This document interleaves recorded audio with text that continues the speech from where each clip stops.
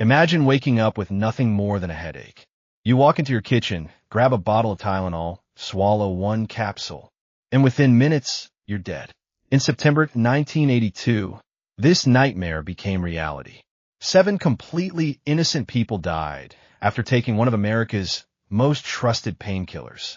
There were no warnings, no suspects, no fingerprints, just one terrifying question: who turned a simple medicine into a deadly weapon? This single crime changed every medicine bottle you see today, and more than 40 years later, the killer has never been caught. It was the morning of September 29th, 1982. In the suburbs of Chicago, life looked completely normal. Families were getting ready for work. Children were preparing for school. People stopped by pharmacies to buy everyday medicine. At the time, Tylenol was America's most trusted pain reliever. Millions of people kept a bottle in their homes. Parents gave it to their children. Doctors recommended it every day. No one had any reason to fear it. That morning, 12-year-old Mary Kellerman woke up with a sore throat and a mild fever. Her parents did what millions of American families would. Another healthy adult suddenly died. Then another. Then another. Different ages. Different neighborhoods. Different lives. The only thing connecting them was a small red and white bottle sitting inside their homes. America had no idea that someone had quietly transformed its most trusted medicine into a perfect murder weapon. And this was only the first death shocked doctors. The second raised questions. By the time the third victim arrived, something was clearly very wrong. None of the victims knew each other. They lived in different neighborhoods. They had different jobs, different ages, and different lives. Yet every one of them had suddenly collapsed after taking extra-strength Tylenol. Investigators rushed to collect every medicine bottle from the victims' homes. The bottles looked completely normal. The seals appeared untouched. Nothing seemed suspicious from the outside.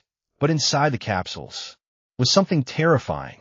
Laboratory tests revealed that the Tylenol capsules had been laced with potassium cyanide, a fast-acting poison that can kill within minutes. The discovery stunned investigators. This wasn't a manufacturing accident. Someone had deliberately opened bottles, replaced the capsules with poison ones, and secretly returned them to store shelves. That meant the killer could have contaminated any bottle. No one knew how many were out there. Within hours, panic spread across Chicago. People rushed to throw away medicine from their homes. Hospitals warned patients not to take Tylenol. Pharmacies cleared their shelves. Television stations interrupted regular programming with emergency warnings. America wasn't just searching for a killer anymore. It was racing against time before another innocent person swallowed a poison capsule.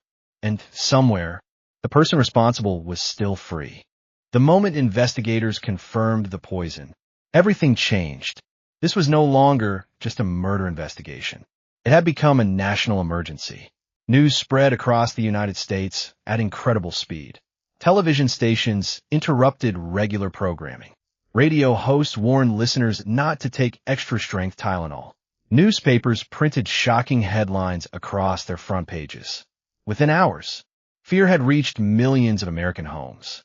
Parents rushed to their medicine cabinets. Hospitals stopped giving Tylenol to patients. Pharmacists removed thousands of bottles from their shelves. No one knew which bottles were safe and which could be deadly. Then came an unprecedented decision. The manufacturer, Johnson & Johnson, voluntarily recalled around 31 million bottles of Tylenol from stores across the United States. It became one of the largest product recalls in American history.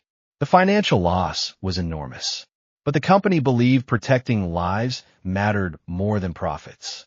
Meanwhile, the FBI, local police, and federal investigators launched one of the biggest criminal investigations the country had ever seen. Thousands of tips poured in. Every phone call, every letter, every possible suspect was investigated. Yet despite all the resources, the killer remained invisible. America had removed millions of bottles from store shelves, but one terrifying question still remained. Who poisoned the medicine and why?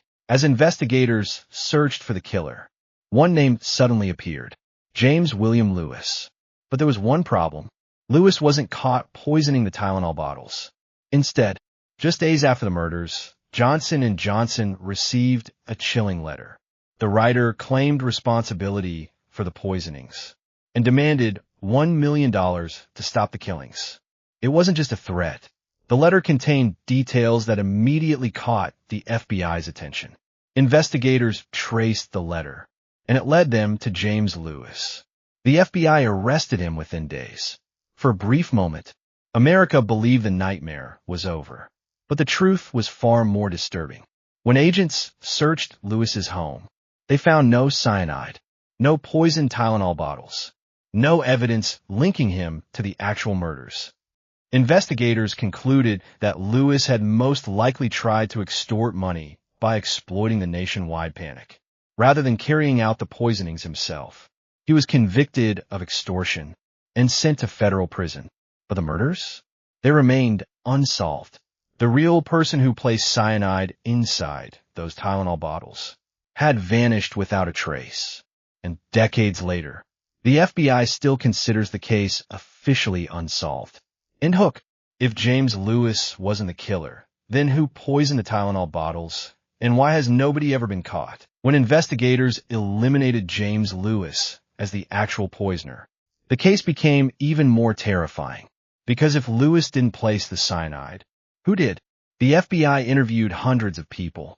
They investigated factory workers, store employees, delivery drivers, even random customers. Every possible lead was examined. But one by one, each suspect was ruled out.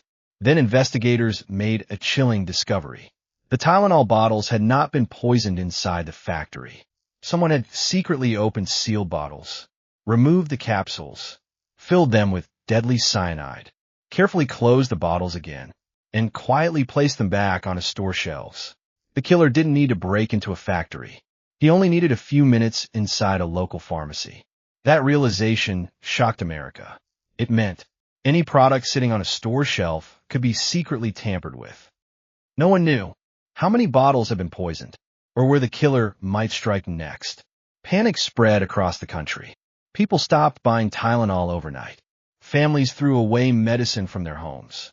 Stores removed thousands of bottles from their shelves. Then Johnson & Johnson made an unprecedented decision. They recalled more than 31 million bottles of Tylenol across the United States. It became one of the largest product recalls in American history. The company lost more than $100 million just to protect the public. Soon after, the entire pharmaceutical industry changed forever. Tamper-evident safety seals, full barriers, and child-resistant packaging became the new standard. Today, almost every medicine bottle you open carries those safety features because of the Tylenol murders. But despite decades of investigation, thousands of interviews, and countless pieces of evidence, the FBI never identified the person who actually poisoned the capsules. The real killer simply disappeared. No one knew how many bottles had been poisoned or where the killer might strike next. Panic spread across the country. People stopped buying Tylenol overnight. Families threw away medicine from their homes. Stores removed thousands of bottles from their shelves. Then Johnson & Johnson made an unprecedented decision. They recalled more than 31 million bottles of Tylenol across the United States. It became one of the largest product recalls in American history. The company lost more than $100 million just to protect the public. Soon after, the entire pharmaceutical industry changed forever. Tamper-evident safety seals, full barriers, and child-resistant packaging became the new standard. Today, almost every medicine bottle you open carries those safe and countless pieces of evidence. The FBI never identified the person who actually poisoned the capsules. The real killer simply disappeared.